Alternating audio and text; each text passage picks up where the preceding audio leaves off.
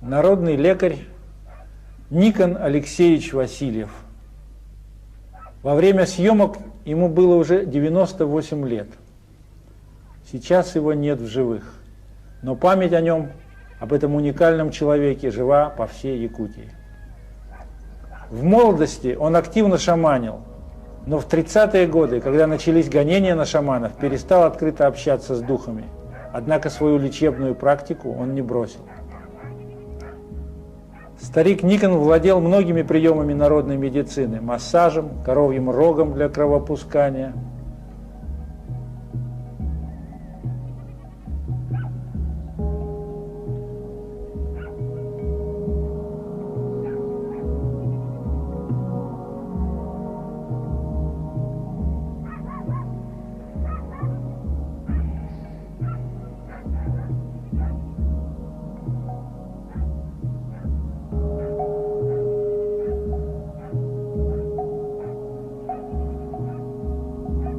Каждый год в период травостоя он уходил в тайгу, в известные ему одному места, собирать лекарственные травы и набираться силы.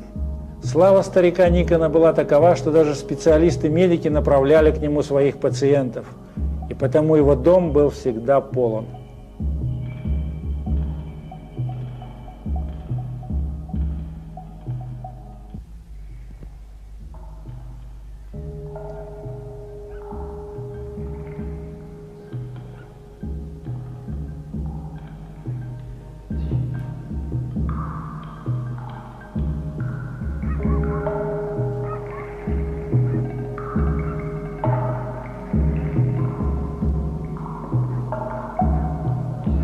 Этот мальчик, как и его брат, слеп от рождения.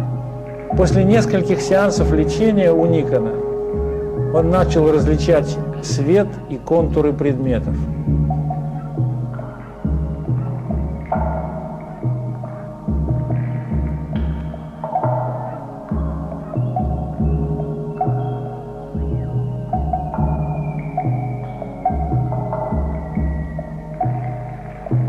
Роду, которому принадлежал Никон, когда-то было предсказано дать миру 9 поколений великих шаманов.